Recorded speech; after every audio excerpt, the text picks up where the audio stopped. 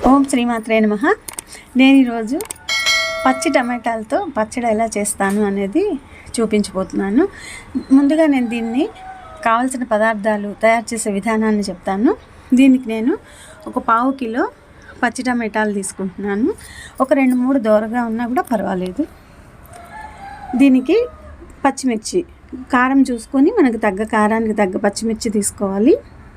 చింతపండు చాలా కొంచెం చింతపండు వేస్తున్నాను నేను.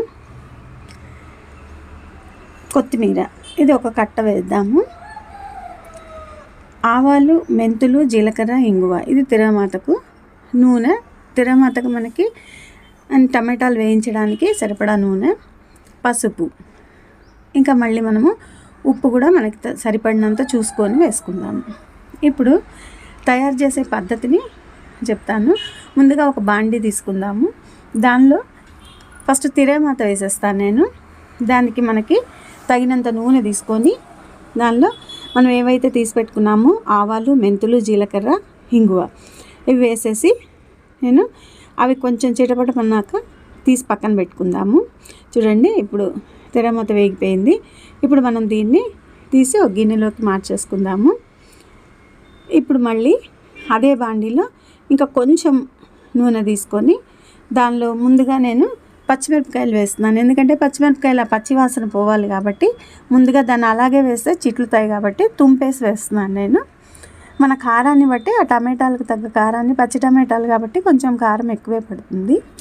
ఎందుకంటే కొంచెం దోరగా ఉంటాయి కాబట్టి ఒగరుగా పుల్లగా ఉంటాయి, అందుకు కొంచెం కారం ఎక్కువ పడుతుంది. ఇప్పుడు కొంచెం చింతపండు వేస్తున్నాను. ఇది అవసరం లేదనుకుంటే కూడా మానేసేయచ్చు. పసుపు కూడా నేను దీనిలోనే వేసేస్తున్నాను. ఇవి కొంచెం మగ్గుతూ ఉంటాయి. సిమ్లో పెట్టేసి ఇవి మగ్గే లోపల, ఎందుకంటే ఇవి మగ్గితే టేస్ట్ బాగుంటుంది. ఇప్పుడు చూడండి, పచ్చి టమాటాలని మనం ఇలా మీడియం సైజు ముక్కలుగా, మరీ చిన్నగా పేస్ట్ లాగా ఏం అవసరం లేదు, మీడియం సైజుగా మనము కట్ చేసేసుకుందాం. చూడండి, ఇది ఈ పచ్చి టమాటాలు కాబట్టి వీటిని మనకి పులుపు ఉంటుంది, వగరు ఉంటుంది దీనిలో. అందుకే ఆ వగరుకు మనం మెంతులు వేస్తున్నాము. తిరగమాత కూడా రెడీగా ఉంది కాబట్టి ఇప్పుడు ఆ పచ్చిమిర్చి ఉడకడం కంటే కూడా కొంచెం వేగినట్లు మగ్గితే టేస్ట్ బాగుంటుంది. ఇవి కూడా తొందరగా టమాటాలు మగ్గిపోతాయి కాబట్టి తొందరగా అయిపోతుంది. చూడండి, ఇప్పుడు ఈ టమాటాలని ఈ సైజు ముక్కలు చేసుకొని మనం ఆ పచ్చిమిర్చి ఏదైతే ఉందో దానిలో కలిపేసుకుందాం. ఇప్పటి వరకు స్టవ్ సిమ్లో ఉంది. ఇంకా మనం ఇప్పుడు దీన్ని మీడియంలో పెట్టేసుకోవచ్చు.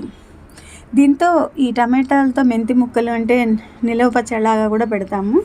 అది కూడా నేను చూపిస్తాను. అది కూడా చాలా బాగుంటుంది. చూడండి, ఇప్పుడు బాగా ఇది మనకి పసుపు ఉంది, పచ్చిమిర్చి, చింతపండు ఉన్నాయి. దీన్ని కొంచెము మగ్గించుకునేలాగా మూత పెట్టుకుందాము. ఒక్క 2 నిమిషాలు మగ్గిన తర్వాత మనం మళ్ళీ మూత తీసేసి ఒక్కసారి కలిపేసుకొని పచ్చడికి సరిపడా ఉప్పు మనకు ఎంత కావాలో చూసుకొని కలిపేసుకుందాం. ఇప్పుడు ఇది ఒక్కసారి మళ్ళీ దీనికి ఏం నూనె అవసరం లేదు. ఇప్పుడు చూడండి, ఇది సరిగ్గా ఉడికిపోయింది. ఇలా అయిపోతే మనకి రెడీ అయిపోయినట్టే. టమాటాలు మగ్గిపోయాయి. ఇప్పుడు మనం ఇది చల్లగా అవగానే కొంచెం చల్లగా అవగానే దానిలోనే కొత్తిమీర మనం కడిగి పెట్టేసుకున్నాం కదా, ఆ వేడికి సరిపోతుంది మనకి. ఇదంతా కలిపి ఒక్క తిప్పేస్తే మనకి రెడీ అయిపోతుంది. ఇప్పుడు మనం దీన్ని ఏదైతే మనం తిరగమాత ముందుగా రెడీగా పెట్టుకున్నాం కదా దానిలో కలిపేసుకుంటే మనకి పచ్చి టమాటా కాయలతో పచ్చడి రెడీ అయిపోయింది. మరీ పేస్ట్ లాగా కాకుండా కొంచెము కచ్చాపచ్చాగా ఉంటే ఇది బాగుంటుంది.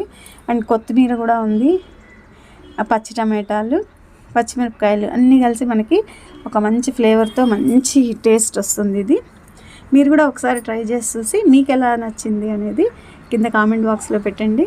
సర్వేజన సుఖినో భవంతు, లోకా సమస్త సుఖినో భవంతు.